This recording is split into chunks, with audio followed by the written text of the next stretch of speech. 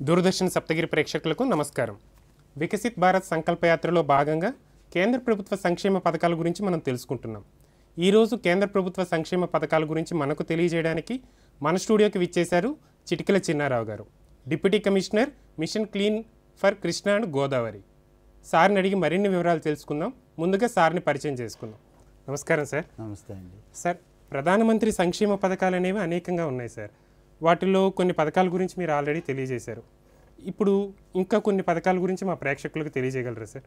Yes, తప్పకుండా అండి. వికసిత్ భారత సంకల్పయాత్ర ప్రధాన ఉద్దేశమే అదండి. యాక్చువల్గా అయితే ట్రైబల్ ఏరియాస్ కోసం ఇది స్టార్ట్ చేయడం జరిగింది. ఆ తర్వాత గ్రామీణ ప్రాంతాలు, ప్రస్తుతం అయితే పట్టణ ప్రాంతాలకు కూడా తెలియచేయాల్సిన అవసరం ఉంది అంటున్నారు. ఫర్ ఎగ్జాంపుల్, ఆయుష్మాన్ భారత్ ఎంత గొప్ప పథకం.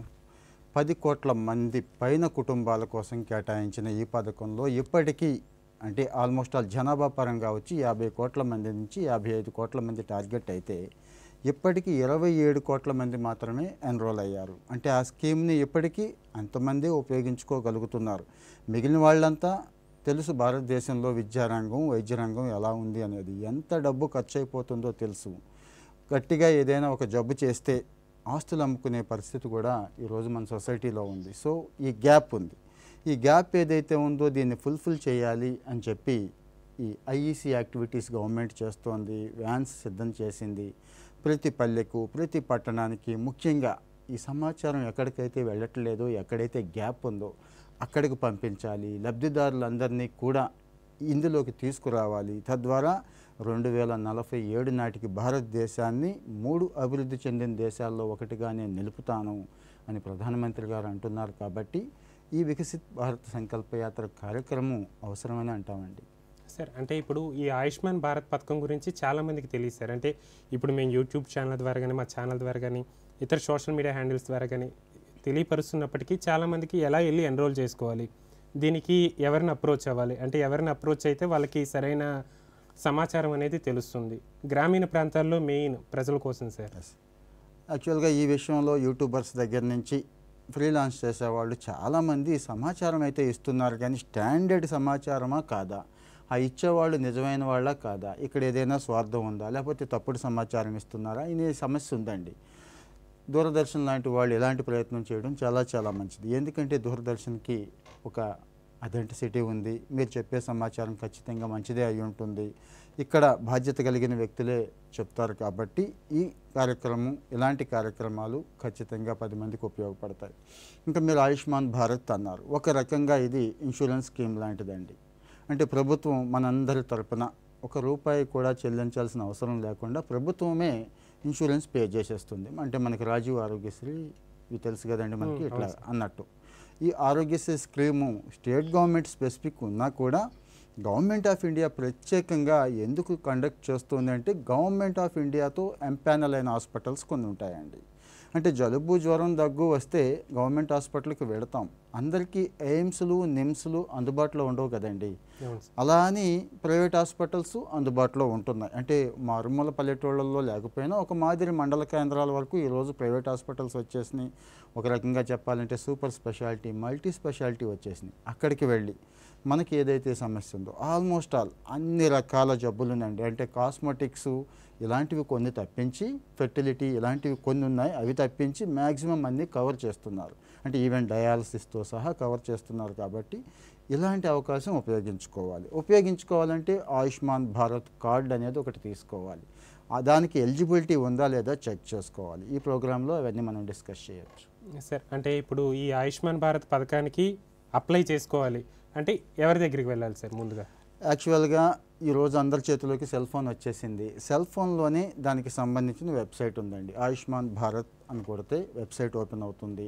ఆ వెబ్సైట్లోకి వెళితే మన ఎలిజిబిలిటీ చెక్ చేసేసుకోవచ్చండి. ఎవరికి వాళ్ళం మన ఫోన్ నెంబర్ని, మన ఆధార్ నెంబర్ని ఇస్తే మన డేటాబేస్ కనెక్ట్ అయి ఉంటుందండి. అంటే అక్కడ మనకి ఎలిజిబిలిటీ ఉందా లేదా. యాక్చువల్గా ఈ స్కీమ్ని అట్టడుగునున్నటువంటి 40% poorest of the poor people కోసం ఉద్దేశించారు. అంటే కొన్ని చెక్స్ ఉన్నాయండి. కాస్త కలిగిన వాళ్ళకైతే లేదంటే ప్రభుత్వ ఉద్యోగం చేసేవాళ్ళు, కారు కలిగిన వాళ్ళు, వ్యవసాయంలో ట్రాక్టర్లు ఇలాంటివి ఉన్నవాళ్ళు, కాస్త ఆదాయం కలిగిన వర్గాలు ఎవరైతే ఉన్నారో వాళ్ళకి కాకుండా మిగిలిన వాళ్ళు ఉన్నారు చిన్న చిన్న పనులు చేసుకునే వాళ్ళ దగ్గర నుంచి, వ్యవసాయ కూలీల దగ్గర నుంచి, అంటే మెజారిటీ పీపుల్కి అయితే ఇది ఉపయోగపడుతుంది. ఆ వెబ్సైట్లోకి వెళ్ళి మనందరికీ ఈరోజు ఫోన్ నెంబర్ ఉంది, లేకపోతే ఆధార్ నెంబర్ ఉంది, చెక్ చేసుకోవచ్చు. లేదు ఇబ్బంది ఉంది, నేను చెక్ చేసుకోలేకపోతున్నాను, ఎవరు సాయం చేసేవారు లేరు అనుకున్నప్పుడు మనకి కామన్ సర్వీస్ సెంటర్స్ ఉన్నాయి కదండి. గవర్నమెంట్ ఆఫ్ ఇండియా ఈరోజు ఆల్మోస్ట్ ఆల్ ప్రతి ఊళ్ళోనూ పెట్టారండి. అక్కడికి వెళితే వాళ్ళు అన్ని సర్వీసులు చేస్తారండి. ఎక్కువ డబ్బులు కూడా ఏమి తీసుకోరు, 10 రూపాయలు సర్వీస్ ఛార్జ్ ఉంటుంది. అక్కడ వాళ్ళే అన్నీ చెక్ చేసి కార్డు కూడా డౌన్లోడ్ చేసి మనకు అందిస్తారు. ఆ కార్డు తీసుకొని మనం ఏ హాస్పిటల్కైనా వెళ్ళొచ్చు, దర్జాగా మనకు కావాల్సిన వైద్యం చేయించుకోవచ్చండి. సార్ అంటే ఇప్పుడు ఈ ఆయుష్మాన్ భారత్లో ఈ కార్డు ద్వారా ఎంత వరకు అంటే ఎంత అమౌంట్ అనేది బెనిఫిట్ పొందొచ్చు? ఒక కుటుంబానికి వచ్చి 5 లక్షల రూపాయలు బెనిఫిట్ అనేది ఇచ్చారండి. అంటే ఒక కుటుంబంలో 4 ఉండొచ్చు, 5 ఉండొచ్చు, 10 మంది ఉండొచ్చు. ఎట్ ఏ టైం ఇంత అమౌంట్ అనేది చక్కగా బెనిఫిట్ పొందొచ్చు. అంటే కేవలం ఓన్లీ ప్రభుత్వ వైద్యశాలలోనేనా సార్, లేకపోతే బయట కూడా కార్పొరేట్ హాస్పిటల్స్లో వాటిలో కూడా వైద్యాన్ని? ఎస్, ఇక్కడున్న బ్యూటీ అదేనండి. జనరల్గా గవర్నమెంట్ హాస్పిటల్కి వెళ్ళాలంటే ఆలోచించే వాళ్ళే ఎక్కువ. అంటే మంచి సర్వీస్ ఉన్నా కూడా జనరల్గా కార్పొరేట్కి అట్రాక్ట్ అవుతూ ఉంటాం అందరం కూడా. ఆ కార్పొరేట్ హాస్పిటల్ అన్నీ కూడా చాలా వరకు వీళ్ళతో ఎంపానల్ అయినాయి. Government of India Ayushman Bharat స్కీమ్తో ఎంపానల్ అయినాయి కాబట్టి అక్కడికి వెళ్ళి చేయించుకోవచ్చండి. సో అక్కడికి వెళ్ళిన తర్వాత 5 లక్షల లోపు ఒక కుటుంబానికి మొత్తం వైద్య సేవలు అనేది ప్రభుత్వంతో పాటు ప్రైవేట్ వైద్యశాలలో కూడా పొందవచ్చు. ఎస్, అవునండి. ఒక వైద్యమే కాదండి, వైద్యానికి ముందు, వైద్యం తర్వాత మందులకు అయ్యే ఖర్చులు ఉంటాయి కదండి. టెస్టులు వగైరా కొన్ని ఖర్చులు ఉంటాయి. వైద్యం తర్వాత ట్రాన్స్పోర్టేషన్, మందుల ఖర్చులు ఉంటాయి, అవి కూడా కల్పిస్తున్నారు. సరే, అంటే ఇప్పుడు కొంతమంది గర్భవతులు ఉంటారు సార్, వాళ్ళకి ఎటువంటి మరి సపోర్ట్ అనేది, వాళ్ళకి ఏంటంటే దీనికన్నా ఇంకా కొద్దిగా ఎక్కువ అంటే ఆవశ్యకత అనేది, వైద్య ఆవశ్యకత అనేది ఉంటుంది. వాళ్ళకి పోషణకు కానీ ఆ గ్రామీణ రూరల్ డెవలప్మెంట్కి ఎటువంటి వైద్య సేవలు అనేది ఈ ఆయుష్మాన్ భారత్ కానీ లేకపోతే కేంద్ర ప్రభుత్వ పథకాల నుంచి ఏ విధమైన లభ్యతను పొందవచ్చు? ఒక గర్భిణీగా ఏదైతే సిజేరియన్ దగ్గర నుంచి ఎలాంటి అవసరం ఉన్నాయో వీటి వరకు అప్లై అవుతుందండి. అంటే పోషకాహారం వగేరా వీటికి మళ్ళీ వేరే స్కీమ్స్ ఉన్నాయి, అందులోకి వస్తాయండి, అక్కడ తీసుకోవచ్చు. ఓకే సార్, ఆయుష్మాన్ భారత్లో కూడా ఇది అప్లికేషన్ అవుతుంది సార్. సార్ అలాగే ఇప్పుడు నిరుపేద కుటుంబాలకి వాళ్ళకి కావాల్సిన బియ్యాన్ని కానీ నెలవారీ సరుకులన్నింటినీ కూడా కేంద్ర ప్రభుత్వం పిఎం గరీబ్ కళ్యాణ్ యోజన కానీ అంత్యాన్న యోజన అనే వేరియస్ పథకాల ద్వారా పేద ప్రజలకు అందజేయడం జరుగుతుంది సార్. అసలు ఈ పిఎం గరీబ్ కళ్యాణ్ యోజన అంటే ఏంటి, ఇది రాష్ట్ర ప్రభుత్వంతో కలిసి ఏ విధమైన సేవల్ని ప్రజలకు అనేది అందిస్తుంది సార్? ఈ పథకం గురించి కొద్దిగా వివరంగా చెప్పండి సార్. ఇది ఒక బ్యూటిఫుల్ స్కీమ్ అండి. ఒక నాట్ ఓన్లీ బ్యూటిఫుల్, ప్రపంచంలో అతిపెద్ద స్కీమ్ అనాలి. ఈరోజు భారతదేశంలో ఉన్న ప్రజలు ఎవరైతే రేషన్ బియ్యం తెలియని వాళ్ళు, కోటా బియ్యం అంటాం కదండి, రేషన్ కార్డు తీసుకెళ్ళి బియ్యం తెచ్చుకొని వాళ్ళు ఎవరూ లేరు. చిన్నప్పుడు నాకు కూడా, ఇప్పుడంటే లేదు, చిన్నప్పుడు నేను కూడా ఆ కార్డు తీసుకొని సంచి తీసుకొని వెళ్ళి ఆ బియ్యం మూట భుజాన్ని వేసుకొని తెచ్చుకున్న వాళ్ళమే. ఈ రోజుకి అనేక కుటుంబాలు ఆ బియ్యం తీసుకుంటున్నాయి. ఈ స్కీము అంత పెద్ద స్కీమ్ అంటే ఇన్ని కోట్ల మందికి ఇన్ని వేల కోట్ల బడ్జెట్తో అమలు చేస్తున్న అతిపెద్ద స్కీమ్ అనొచ్చండి ప్రపంచంలో. మీరు అన్నారు కదా ఇందాక, మనం ఆయుష్మాన్ భారత్ లాంటి ఎన్ని స్కీమ్స్ పెట్టుకున్నా, ఎంత ఆరోగ్యం ఇద్దామన్నా మనుషులకు మంచి పోషకాహారం కూడా అవసరమే. పోషకాహారం అంటే ముందు కాస్త కడుపు నిండాలి. బియ్యంతోనే నిండుద్దా అంటే బియ్యంతో పాటు ఆయా రాష్ట్రాలు ప్రాతిపదికగా చేసుకొని కొన్ని చోట్ల శనగలు, కొన్ని చోట్ల సోయా, కందిపప్పు, ఇంకా వేరే పదార్థాలు కూడా ఉన్నాయి, ఇస్తున్నారండి. ఇక్కడ ప్రతి మనిషికి 5 కిలోల చొప్పున ఇస్తున్నారు. అంటే సరిపడా క్వాంటిటీ ఇస్తున్నారు, ఉచితంగా ఇస్తున్నారు. అంటే ఈ పథకంలో అంటే ఇప్పుడు పిఎం గరీబ్ కళ్యాణ్ యోజన గురించి ఓకే సార్, అంటే దాంట్లో ఎంత అమౌంట్ అనేది బియ్యం పేద ప్రజలకు అందజేస్తారు? అంటే పిఎం గరీబ్ కళ్యాణ్ యోజనకి అంత్యాన్న యోజనకి రెండింటికి ఉన్న డిఫరెన్స్ ఏంటి సార్? కొన్ని వేల కోట్ల రూపాయలను ప్రభుత్వం కేటాయించిందండి. ఆల్మోస్ట్ ఆల్ 11.5 లక్షల కోట్ల రూపాయలు ఈ పథకం కోసం ఇప్పుడు దాకా ఖర్చు అయింది అంటున్నారు. ఇక అంత్యోదయ అన్న యోజన అంటున్నాం కదండి, ఇది ఇంకా పూరెస్ట్ ఆఫ్ ది పూర్ అండి. అంటే జనరల్గా పూర్ ఉన్నారు, వాళ్ళకి 5 కిలోల చొప్పున ఇస్తారు. అంత్యోదయ అన్న యోజన అనేది ఇంకా బాగా పేదవాళ్ళు ఎవరైతే ఉన్నారో, వయసు మీరిన వాళ్ళు ఎవరైతే ఉన్నారో వాళ్ళకి ఇంకాస్త ఎక్కువ కోటా ఇస్తారండి. అలాంటి వాళ్ళకి ఇంకాస్త కొన్ని స్కీమ్స్, అంటే అది సెపరేట్ కార్డు ఉంటుంది, ఏఏవై కార్డు అంటాము. అలాంటి వాళ్ళకి ఉజ్వల యోజన లాంటి, అంటే ఇక్కడే ఒక్కో స్కీమ్ కూడా ఉంది, వాటిని అప్లికేబుల్ చేస్తున్నారు. జనరల్గా ఉజ్వల యోజన మన అందరికీ కాదండి, పూరెస్ట్ ఆఫ్ ది పూర్ కోసం. Okay sir. సార్ అంటే ఇప్పుడు ఈ పథకాన్ని పొందాలంటే గ్రామీణ ప్రజలు కానీ, ఇప్పుడు చాలామంది పవర్టీ లైన్కి బిలో పవర్టీ లైన్తో ఉన్న ప్రజలు ఎవరిని అప్రోచ్ అవ్వాలి, ఏ విధంగా వాళ్ళ దగ్గరికి వెళ్ళి వాళ్ళ అప్లికేషన్ అనేది పెట్టుకోవాలి, ఏ విధంగా ఈ పథకం యొక్క బెనిఫిట్స్ని పొందొచ్చు? యాక్చువల్గా కేంద్ర ప్రభుత్వానికి డైరెక్ట్గా ఇక్కడ పనిచేసే ఉద్యోగులు ఉండరండి. ఈ పథకాలన్నీ కూడా రాష్ట్ర ప్రభుత్వమే ఇంప్లిమెంట్ చేస్తుంది. ఒక్కో రాష్ట్రానికి ఒక్కో స్ట్రక్చర్ ఉంటుంది. మొన్నటిదాకా మనకి గ్రామ పంచాయతీలు, విఆర్ఓ, రేషన్ డీలర్ ఇలాంటివి ఉండేవి. ఇప్పుడు వాళ్ళు ఉన్నారు. అడిషనల్గా మనకి లక్కీగా సచివాలయ వ్యవస్థ అనేది ఒకటి వచ్చింది. ఈ సచివాలయ వ్యవస్థలో డిజిటల్ అసిస్టెంట్ దగ్గర నుంచి, వెల్ఫేర్ అసిస్టెంట్ దగ్గర నుంచి, వార్డు అడ్మిన్ అని, కార్యదర్శి అని వీళ్ళు ఉన్నారు. ప్రతి 50 కుటుంబాలకి ఒక వాలంటీర్ కూడా ఉన్నారు. ఇంకా ఏదైనా గ్యాప్ ఉంటే, నాకు కార్డు లేదు, లేకపోతే నాకు బియ్యం రావట్లేదు, నాకు ఇంకా ఇబ్బంది ఉంది అంటే ఆ వాలంటీర్ సచివాలయ స్థాయిలోనే పరిష్కరించేటటువంటి ఒక మంచి ఎఫెక్టివ్ యంత్రాంగాన్ని ప్రభుత్వం ఏర్పాటు చేసింది కాబట్టి అక్కడ సేవలు ఉపయోగించుకోవచ్చండి. అప్పటికీ అక్కడ సేవలు అందలేదు, ఇంకా ఇబ్బంది పడుతున్నాం అనుకున్నప్పుడు మండల స్థాయిలో ప్రత్యేకంగా సివిల్ సప్లైస్ వ్యవహారాలు చూడడానికి ఒక డిప్యూటీ తహసీల్దార్ స్థాయి అధికారి ఉంటాడు, వారిని సంప్రదించవచ్చు. లేదంటే తహసీల్దార్ గారు ఉంటారు. ఆ తర్వాత అప్పటికీ పరిష్కారం అవ్వకపోతే గవర్నమెంట్ రకరకాలైన ప్లాట్ఫామ్స్ ఏర్పాటు చేసింది ఫిర్యాదు చేయడానికి, సర్వీసులు తీసుకోవడానికి. అక్కడ కంప్లైంట్ కూడా చేసుకోవచ్చండి. Sir okay sir. సార్ ఇంకా వికసిత్ భారత్ సంకల్ప యాత్రలో భాగంగా నానో ఫెర్టిలైజర్స్ గురించి మనం ఎక్కువ వింటున్నాం సార్. అసలు ఈ నానో ఫెర్టిలైజర్స్ అంటే ఏంటి, వీటి యొక్క ఉపయోగం ఏమిటి, ఈ వికసిత్ భారత్ సంకల్ప యాత్ర ద్వారా ప్రజలకు వాళ్ళు ఏ విధంగా అందజేస్తున్నారు సార్? యాక్చువల్గా నానో ఫెర్టిలైజర్స్ అడ్వాన్స్డ్ కంట్రీస్లో అద్భుతంగా అమలవుతున్న స్కీమ్ అనండి. ఎందుకంటే అక్కడ మొత్తం మెకనైజేషన్ అయిపోయింది. అద్భుతమైన మనం 100 బస్తాలు పండిస్తే ఒక హెక్టార్కి బాగా పండించే రైతు వాళ్ళు డబుల్ పండించగలుగుతున్నారు అక్కడ. అంటే అద్భుతమైన విత్తనాలు ఉన్నాయని కాదు, వ్యవసాయ పద్ధతులు, వాళ్ళు వాడుతున్న మెషినరీ, ఇవండి ఆ టెక్నిక్స్ ఇవన్నీ బేస్ చేసుకొని. అయితే దురదృష్టం ఏంటంటే మన సొసైటీకి వచ్చేసరికి కింది స్థాయికి ఏదైనా ఒకటి వెళ్ళాలి అంటే ఊళ్ళు పట్టేస్తుందండి. ఇప్పటికి కూడా చాలామంది అగ్రికల్చర్ డిపార్ట్మెంట్ వాళ్ళకి ఇంకా కొంత కన్ఫ్యూజన్ ఉంది.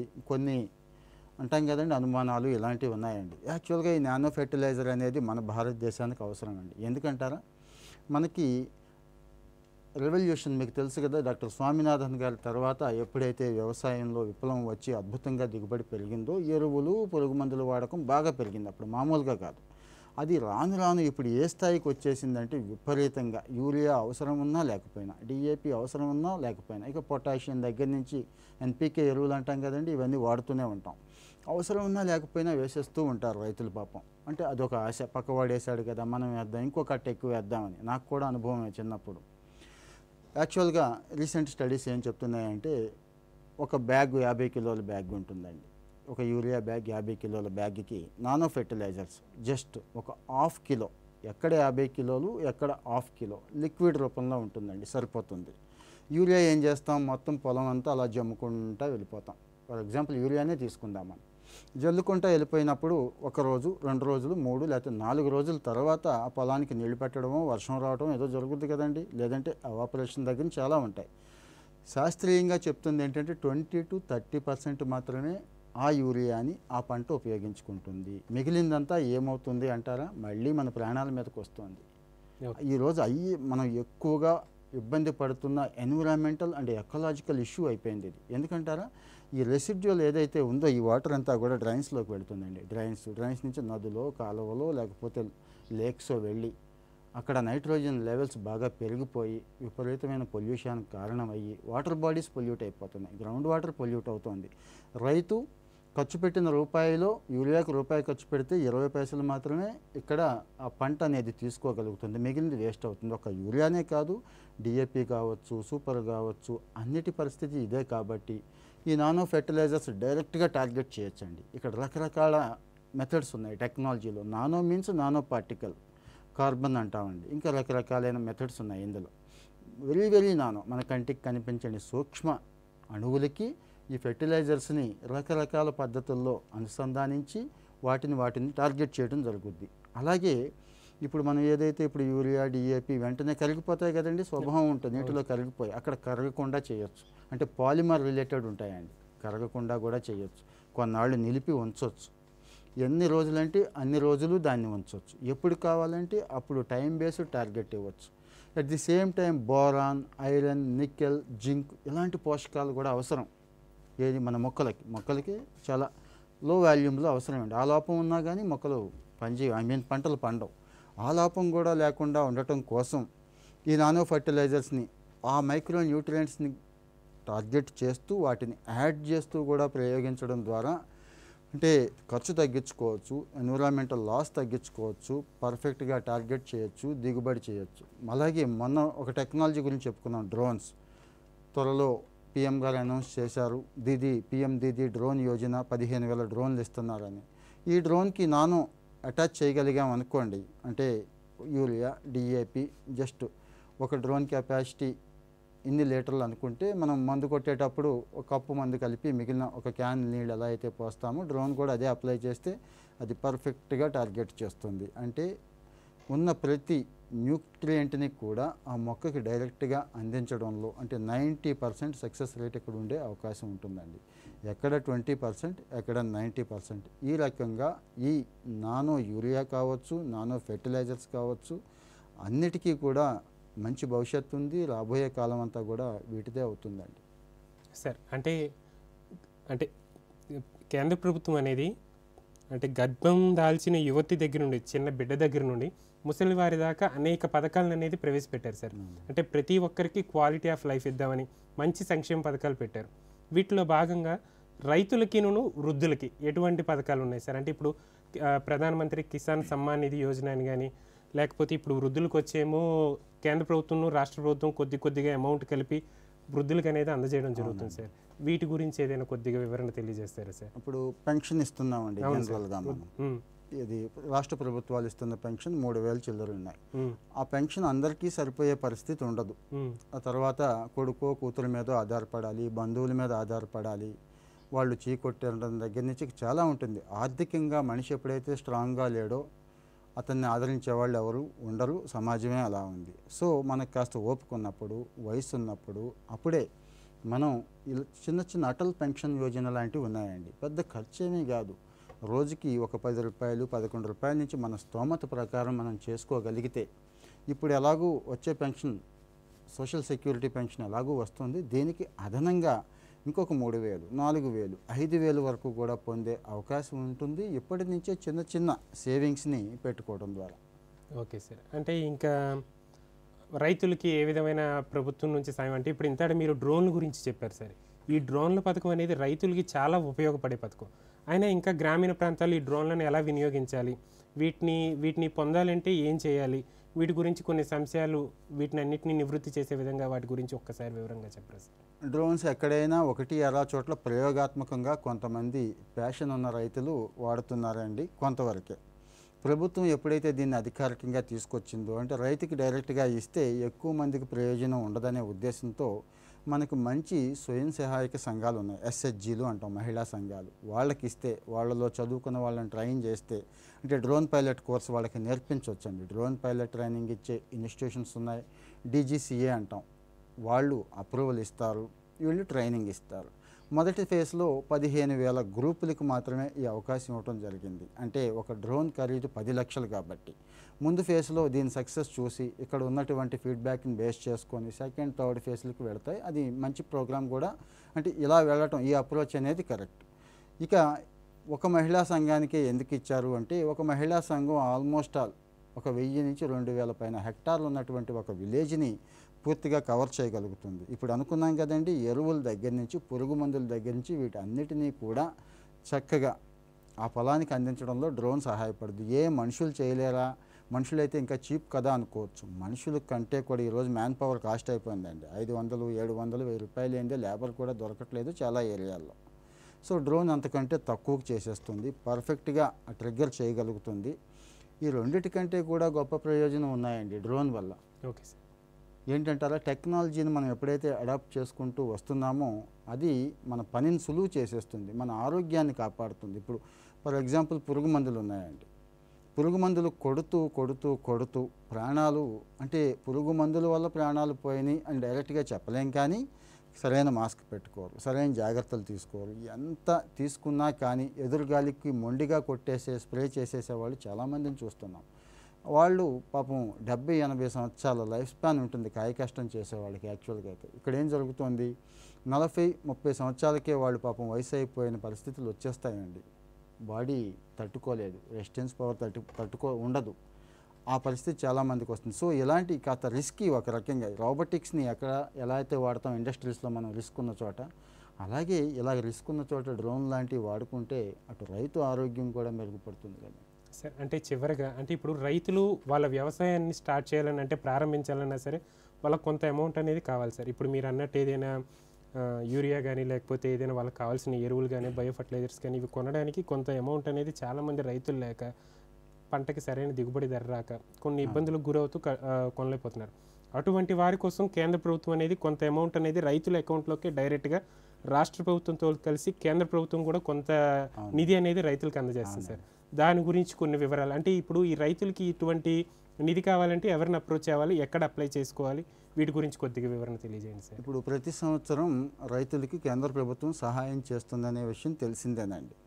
కేంద్ర ప్రభుత్వం చేస్తున్న సహాయానికి అనుబంధంగా రాష్ట్ర ప్రభుత్వం మరికొంత వేసుకొని సంవత్సరానికి 1, 2 కొన్ని రాష్ట్రాలు అయితే 3 విడతలుగా కూడా రైతులకి సహాయం అందిస్తున్నాయి.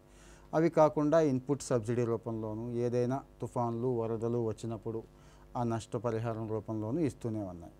ఇవి ఏ ఒక్కటి అందకపోయినా మనకి అంటే ఆంధ్రప్రదేశ్ వరకు మనకి వాలంటీర్ సిస్టమ్ ఉంది, చక్కటి సచివాలయ వ్యవస్థ ఉంది.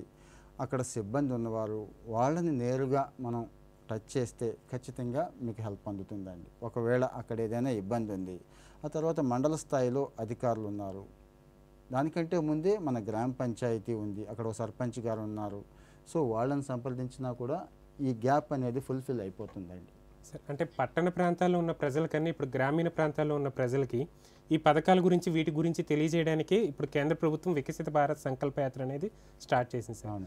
ఈ రూరల్ డెవలప్మెంట్కి అంటే గ్రామీణ ప్రాంతాల్లో అభివృద్ధికి ఈ వికసిత భారత్ సంకల్ప యాత్ర ద్వారా కొన్ని వాహనాలు అనేది ఇళ్ళ దగ్గరికే పంపిస్తున్నారు. వాటి నుంచి వారు ఏ విధంగా లబ్ధి పొందొచ్చు సార్? ఐఈసీ వ్యాను మీ గ్రామం వస్తుందండి, గ్రామ పంచాయతీ దగ్గరకు వస్తుంది. అక్కడ వాళ్ళు ఒక చిన్న సభ కానీ సమావేశం కానీ తీసుకునే అవకాశం ఉంది. అన్ని వివరాలు కూడా ఎక్స్ప్లెయిన్ చేసే అవకాశం ఉంది. ఆ వ్యాన్ వచ్చినప్పుడు ఖచ్చితంగా మీకు తెలియచేస్తారు, చాటింపు రూపంలోనో ఇంకో రూపంలోనో. మీకు ఇప్పుడు ఎన్ని స్కీమ్స్ చెప్పుకుంటున్నాం కదా, అంటే మనం చెప్పుకుంటున్నవి 3 లేక 4 పర్ ఎపిసోడ్ చెప్పుకుంటున్నాం. మొత్తం కలిపితే 30 పైన స్కీమ్స్ ఉన్నాయి. అంటే ప్రతి మనిషికి ఖచ్చితంగా ఒక 10 అయినా ఉంటాయండి. అంటే కొన్ని అగ్రికల్చర్ రిలేటెడ్, కొన్ని ఓల్డ్ ఏజ్ రిలేటెడ్, కొన్ని మహిళల రిలేటెడ్ ఉన్న యావరేజ్గా ఒక మనిషిగా మనం పొందగలిగే స్కీములు 10 అయినా ఉంటాయి. ఆ 10 స్కీములు నాకు అందుతున్నాయా లేదా అని అక్కడికి వెళ్ళి చెక్ చేసుకోవచ్చు. ఇంకా కాస్తో కోస్తో సందేహాలు ఉంటే ఆ వ్యాన్ దగ్గర ఉన్నటువంటి సిబ్బందిని అడిగి తెలుసుకోవచ్చు. ఇంకా సందేహాలు ఉన్నాయి, తీరలేదు, నివృత్తి కావాలి అంటే గ్రామ స్థాయిలో సచివాలయ స్థాయిలో స్టాఫ్ ఉన్నారు. లక్కీగా ఈరోజు గవర్నమెంట్ ఆఫ్ ఇండియా సింగిల్ వెబ్సైటే సోర్స్ ఇస్తుందండి. ఆ సింగిల్ వెబ్సైట్లోనే మొత్తం అన్ని స్కీమ్స్ వివరాలు ఉన్నాయి. అన్ని స్కీమ్స్కి సంబంధించి ఎవరిని అప్రోచ్ అవ్వాలి, ఎలా అప్రోచ్ అవ్వాలి ఉన్నాయి. ఇక్కడ కూడా మనం ఆ వివరాలు ఇస్తామండి. Okay sir. సార్ అంటే మీరు మా స్టూడియోకి వచ్చి ఈ ప్రభుత్వ పథకాల గురించి చాలా చక్కగా వివరించారు సార్. మీకు మా ధన్యవాదాలు సార్. Thank you sir. మాకు కూడా మంచి అవకాశం కల్పించిన దూరదర్శన్కి ధన్యవాదాలు. పుట్టబోయే బిడ్డ దగ్గర నుండి ముసలివారి దాకా కేంద్ర ప్రభుత్వం అనేది అనేక సంక్షేమ పథకాలను అనేది తీసుకొస్తుంది. వీటి గురించి వివరించడానికి కేంద్ర ప్రభుత్వ సంక్షేమ పథకాలు అనేది ప్రోగ్రామ్ని ప్రారంభించడం జరిగింది. ఈ ప్రోగ్రాం యొక్క కార్యక్రమాలు అనేవి మీరు యూట్యూబ్లో కూడా డిడి సప్తగిరి యూట్యూబ్ ఛానల్లో వీక్షించవచ్చు. అక్కడ ఒక ప్లేలిస్ట్ అనేది క్రియేట్ చేయడం జరిగింది. ప్రధానమంత్రి స్కీమ్స్ గురించి, వీటన్నిటి గురించి, కేంద్ర ప్రభుత్వ సంక్షేమ పథకాలు వాటిని ఏ విధంగా లబ్ధి పొందొచ్చు అనేది ఇటువంటి ఎక్స్పర్ట్స్ చెప్పిన మాటలన్నీ కూడా మీకు అక్కడ వీడియోస్ రూపంలో అవైలబిలిటీగా ఉన్నాయి. అది మీరు ఒక్కరే వినడమే కాకుండా మీ తోటి వారితో కూడా షేర్ చేసి ప్రతి ఒక్కరూ లబ్ధి పొందాలని మేము ఆశిస్తున్నాం. ఇది ఈనాటి కార్యక్రమం. ఇంకొక కేంద్ర ప్రభుత్వ సంక్షేమ పథకాలతో మీ ముందుకు వస్తాం. అంతవరకు సెలవు. నమస్కారం.